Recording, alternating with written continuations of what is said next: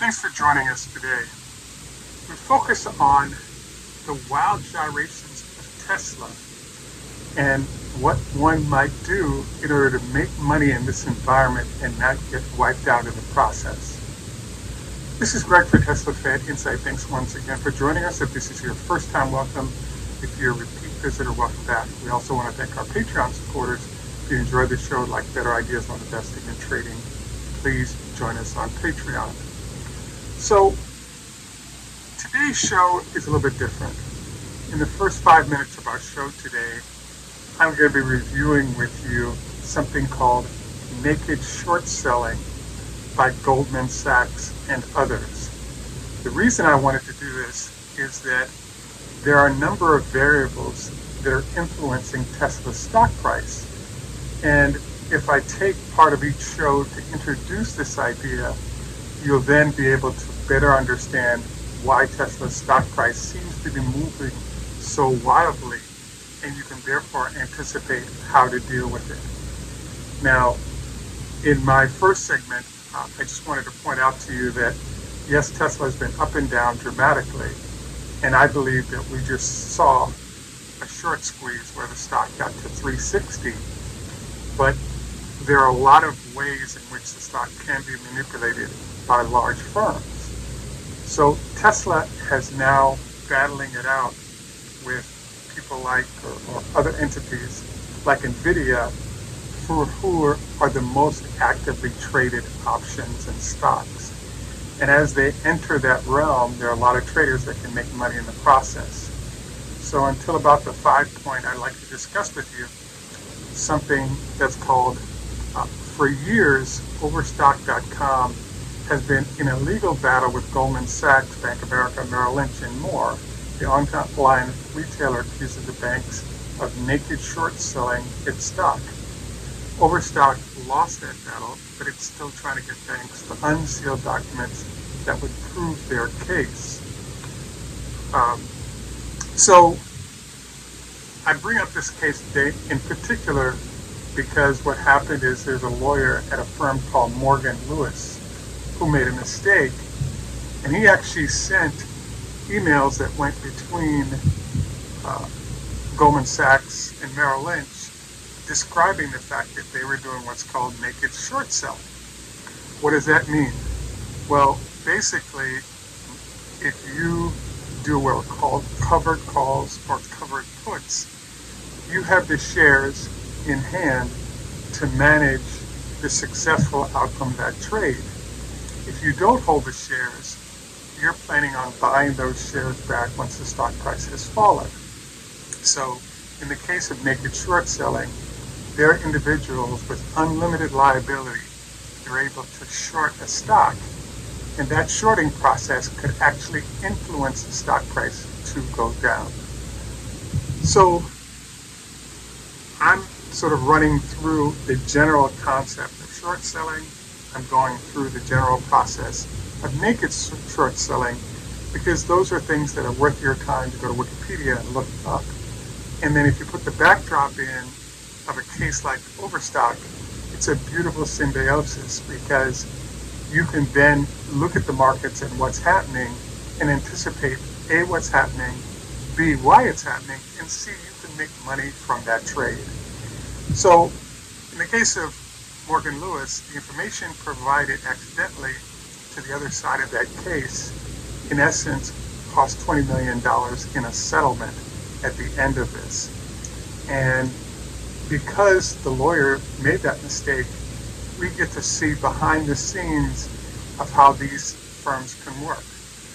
A few points that I wanted to highlight here are, number one, Goldman Sachs did the naked short selling. What they also did, I thought was interesting, is they sent notes to acquaintances of the Goldman bankers to tell them what they were doing. So now, this is why you'll notice that there'll be something happening maybe from one firm, maybe two, but all of a sudden it starts spreading to other firms to try to exploit that trade that might have occurred. And this is also one of the ways that you could end up with prices falling. So one of the challenges, and the reason I'm bringing all this up, is that none of these firms will answer any questions if you just ask them what they're doing. But if you go to the court cases and see what happened, this is a peek behind the giant shield of one of the most secretive banks in the world of how things work. And it gives one an opportunity to make some good money in the process of understanding process.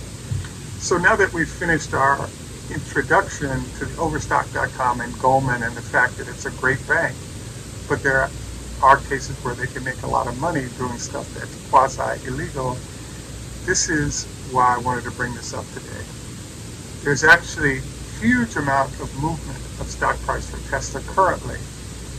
As you know, it was just announced that FSD is something that might be allowed, or the federal restrictions are going to be loosened. Seems to be what Mr. Trump is going to offer Elon as a thanks for $150 million he spent helping his campaign. So the next question then is, well, what about the $7,500 tax credit? Other sides of the Trump camp have said they're working to get rid of this tax credit, which will negatively impact the number of vehicles sold by Tesla and others.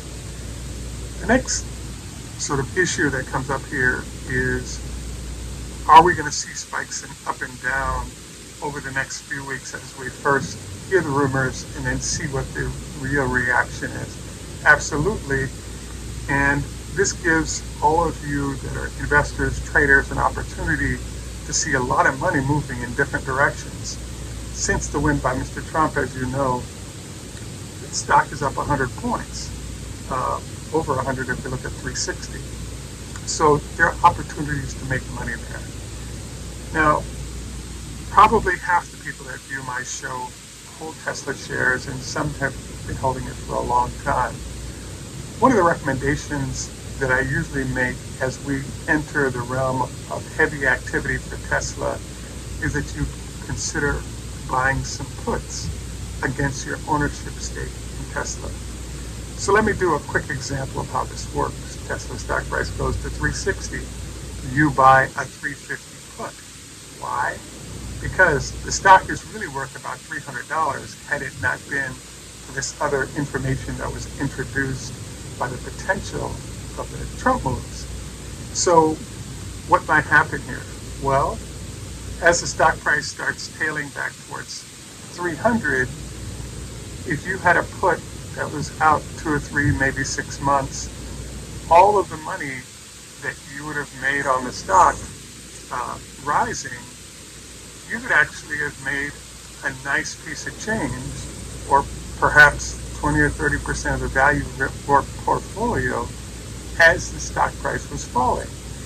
And what's beautiful about it is that if the stock price kept on rising after 10 or 15 points, the increasing value of the stock price, you benefit from that as well, because you do have these puts you paid for, but you in essence hold a permanent call in the form of the shares that you own.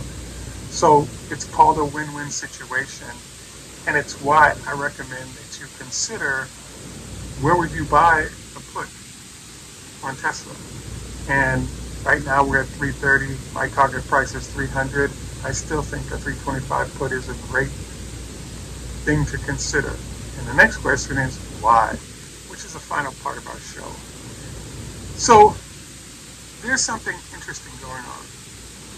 Elon and Tesla just sent me a notice that in South San Jose, there's sort of an enclosed shopping center. It's kind of an outdoor mall, the streets that run through it, and that they're having an event there to show you full self-driving in the form of the 30 cars that we saw in the introduction. Well, that's a great idea. Elon is really working on helping to get this out into the public space. Well, I think that FSD at some point will work, and it seems to be working in the cases of the Alphabet subsidiary and some others. As you know, GM has canceled theirs based on an accident where someone was killed in a Chevy Cruze in San Francisco, or severely injured, I should say.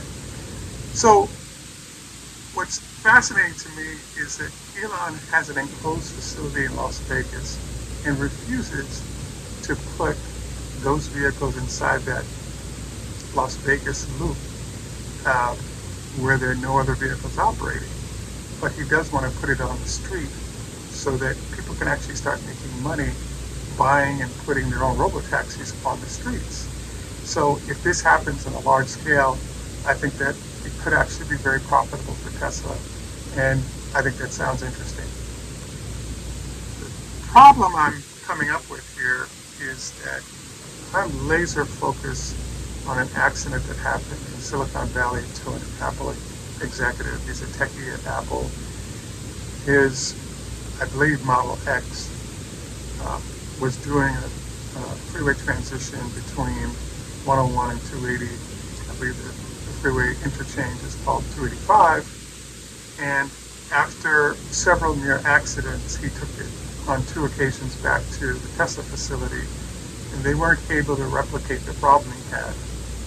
Evidently, a month or 2 later, the same route, he had a crash that totaled his vehicle and killed him.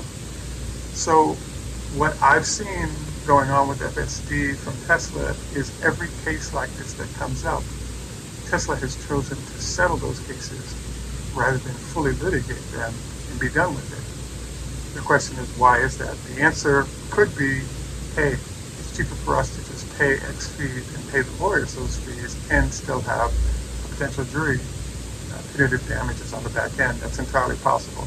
Another possibility is that there are issues raised that with FSD that are a problem, and Tesla would rather pay a fee than go through all the litigation and have to deal with that. It's unknown which one it is, but the other thing that is known is that Elon used to have cameras, sonar, and radar on Teslas. He stopped the use by Tesla vehicles, even if they already had the features of the sonar and radar, and is only allowing cameras to drive the FSD system. Immediately after this was done, what I read suggested that there is a problem happening here, and there was an uptick in accidents after this transition by Tesla. So the challenge I see for Tesla relative to FSD is if we're having large numbers of trips being done by robo-taxis from other companies in Los Angeles and now San Francisco and possibly other places, and they have LiDAR, radar, and cameras, how long will it be before Tesla has to do that in order to be credible sort of in the space on the streets of different cities? And the answer is that's unknown, but in theory the feds, because of the support of the government, will allow it, and we'll see how that works out. If in fact it does happen and they do not have the additional hardware I just described, you could end up with Tesla losing out on that whole business just because they wouldn't have had this extra technology that everyone successfully is using in the space currently. So the answer right now and the conclusion for this show is that congratulations on Elon making a bunch of money relative to the increase in stock price after he supported Mr. Trump. Number 2, I think that the Trump administration will find ways to support Tesla and others as we look at things like FSD, etc. And then finally, I'm hoping it's a success because it encourages more people to go electric in the form of Tesla as we move forward. Any great, once again, thanks for joining us. This is Greg for Teslafaninsight. Tschüss, au revoir, les control for the high best message. Ni hao mo, kabawan in Jamaica with enough respect, Walt Goodman. Arrivederci.